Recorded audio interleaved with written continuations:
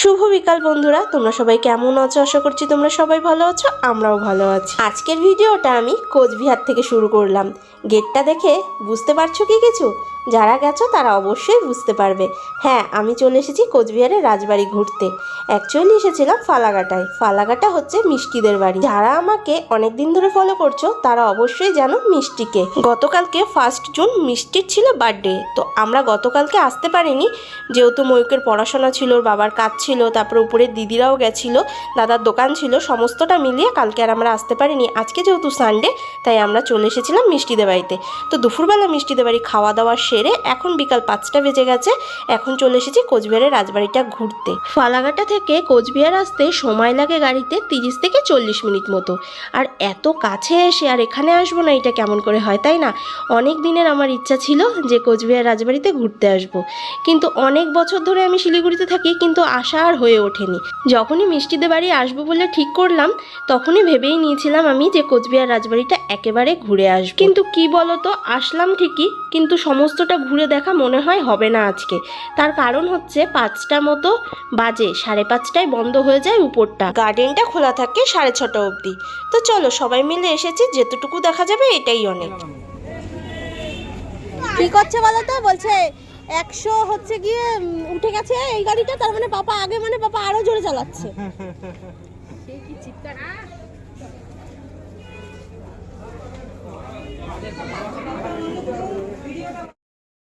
লোকের বাচ্চা কালে এখানে দেখা দিয়ে চলে আর এরকম তুলবে, এরকম ভাবে ফটো তুলবে সব। এখন দেখ তো পারা যায়, দুপাদা আসলে কি হইতো কিন্তু ওটা এগুলা এদেরকে বল, দাদাকে বলো। এই আমার চশমাটাই সানগ্লাস হয়ে গেছে। ওই গুলটিতে কি বলতো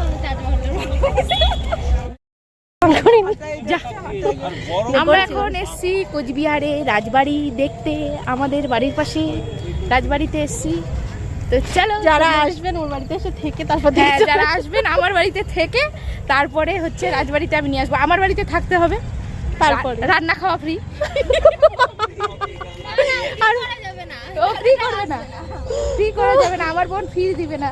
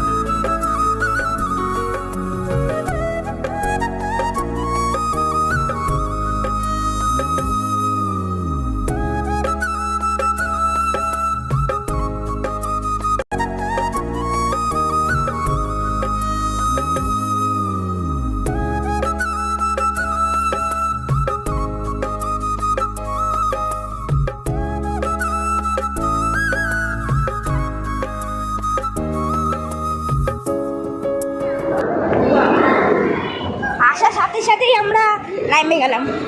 কি দিনকাল, সিকিউরিটি গার্ডগুলো একটু বেশি করতেছে। আমরা কিছু দেখতে পেলাম না। হ্যাঁ, প্রেশার করে আমরা রুমটা দেখতে আসছিলাম। হ্যাঁ, রুমটাই তো আমাদের জন্য মেন, কিন্তু রুমটাই পেলাম না। যা দাঁড়ায় যা, ওরা আগে চলে গেছে।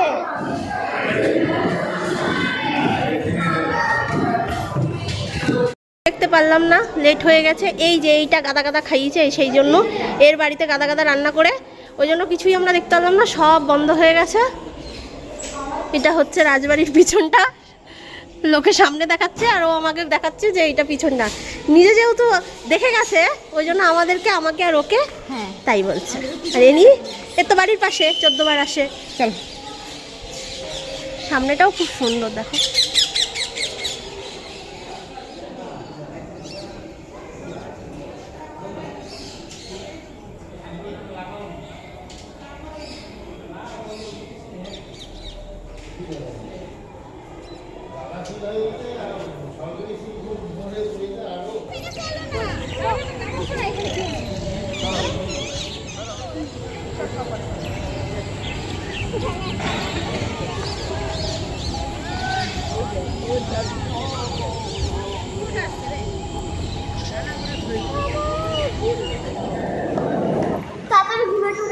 ও বাও কত বড় ভাই, কি বিশাল ভাই, দিকে দিকায়। ও বাও, আচ্ছা এই বাচ্চাটাকে বুঝলাম না। এটা মনে হয় ছোটবেলার কোনো বংশ।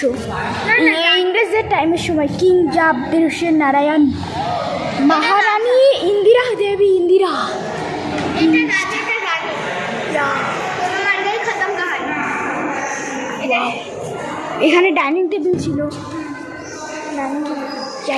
বললাম সেটাই তো বললাম। এত বড় প্যালেস, এখানে মানে সিঁড়ি ছিল, সিঁড়ি ভেঙে দিছে। কোথায় সিঁড়ি ছিল না, এটা কালারিং না, সিঁড়ি থাকতেই পারে, এত বড় প্যালেস, ওই তো সিঁড়ি। ওখান দিয়ে তো আমরা উঠে গেলাম। ইয়া ওয়াও, সামনে দেখ ডাইনোসর রে। এটা ডাইনোসর নাকি? হ্যাঁ, ও ভাই কাঠের, মানে আগে যার দিনে কাঠের ছিল। হ্যাঁ, আগেকার দিনের কাঠের ছিল। আরো মজাদার আছে। রাজারা হচ্ছে কাঁসার থালায় খেত। এই ঘন্টা বেজে গেছে, তাড়াতাড়ি চ, ঘন্টা বেজে গেছে। আমরা উঠছি, সবাই নামতেছে।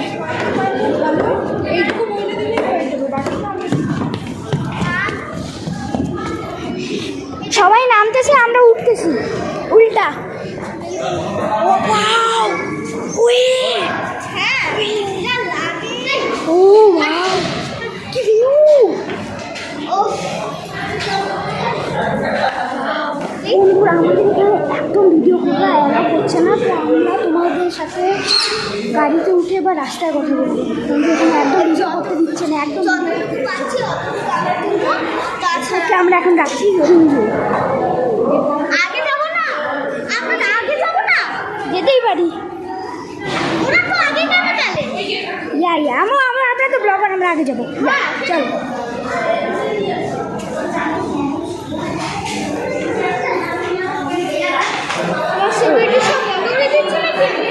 কি জানি,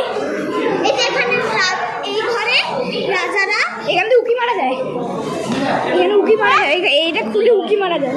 হ্যাঁ বন্ধ। লাইট অফ করে ভাই। আমরা ভিতরে ঢুকবো না,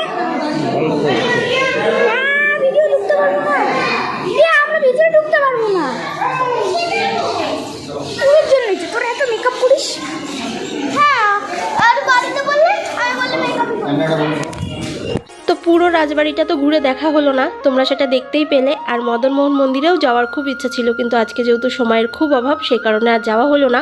এখনই অলরেডি 6টা বেজে গেছে, আমরা এখান থেকে ডাইরেক্ট শিলিগুড়ি চলে যাব। প্রায় 4 থেকে 4.5 ঘন্টা মতো টাইম লাগবেই শিলিগুড়ি পৌঁছাতে, সেই কারণে আর আজকে গেলাম না, তাহলে অনেকটা রাত হয়ে যাবে।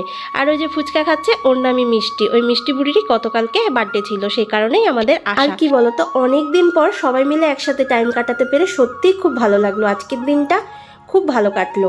তো যাই হোক, ভিডিওটা এই পর্যন্তই রাখবো, এবার গাড়িতে উঠে বসবো আর সোজা বাড়ি। তো চলো, আজকের ব্লগটা এই পর্যন্তই রাখবো। সবাই ভালো থেকো, সুস্থ থেকো, আজকের মতো টাটা।